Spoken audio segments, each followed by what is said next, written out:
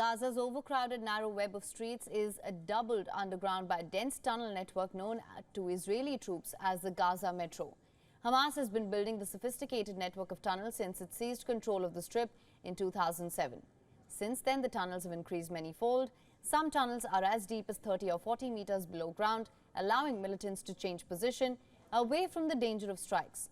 Rocket batteries hidden just a few meters beneath the surface can be uncovered with a trapdoor just for the time it takes to fire a salvo. WION's Ghadi Francis, who visited the area in 2013, the tunnel has since expanded. Take a look at this exclusive ground report to get a sense of the city of tunnels.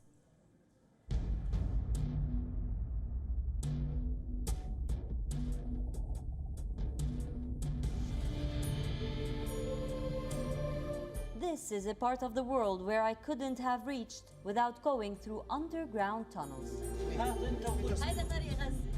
Gaza is a city older than Christianity, Islam and Judaism.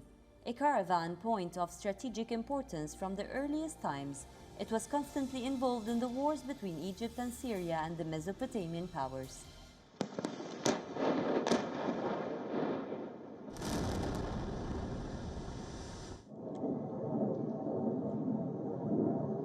Today, amidst the Israeli-Palestinian conflict still on, Gaza is a besieged strip measuring 360 square kilometers.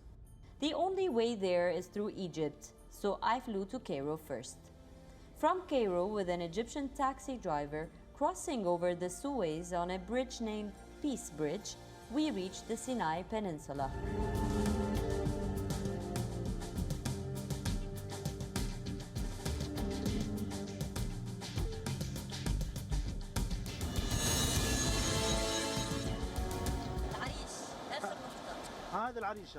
This is Al Arish, the last stop before the borders. When I reached Rafah, the official borders were closed because there is a blockade on Gaza. So I had to go with the locals to this other area where the houses have hidden rooms leading to the underground tunnels.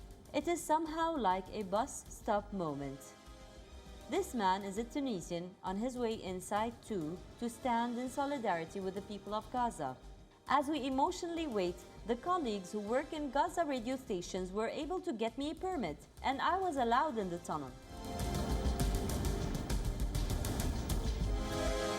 It is a 4-minute walk with the dangers of death any moment. Israel could bomb us here, or simply the tunnel might collapse. Why the tunnels? Because ever since Hamas Islamic Resistance was elected and given control over Gaza, Hamas's victory prompted sanctions by Israel, the United States, and the European Union, each of which had placed the organization on its official list of terrorist groups. A series of sanctions that included power cuts, heavily restricted imports, and border closures. These tunnels to Egypt remain the source of food, fuel, medicine, electronics, weapons, and obviously, people.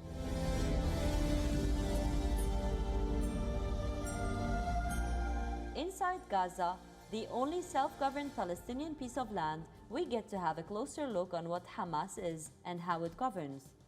I interviewed fighters, secular and Islamic, activists, feminists, musicians, opinionated college students, and politicians. I found out that Gaza people are not all so happy about the Islamic Hamas's government, but when under war, there's no luxury to oppose the armed group defending you, some said. I found out that there is an Orthodox church and around 1,500 Christians living here. I found that they use the Israeli currency and export agricultural products. Regardless of the high levels of poverty and overpopulation here, some of the politicians managed to make millions of dollars.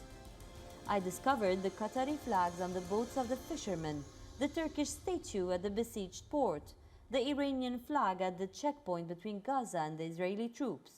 I discovered that Hamas is the link between Iran and Qatar, and that Gaza might be their common ground. I met this man who was injured in the war but kept on fighting, till he later was killed while protesting with a flag, and now is known as one of the bravest martyrs of Gaza. We discovered ancient history in the streets, where every conqueror, crusader, Canaanite, Persian, Arab, Egyptian, Greek, Roman, or Ottoman Empire resided for a period of time. But most importantly, I learned from the man who lived here in this building, Napoleon Bonaparte, that Gaza is the outpost of Africa and the window to Asia. It was back then when he occupied it, and it will always be. Ghadi Francis reporting from Gaza for WION. World is One.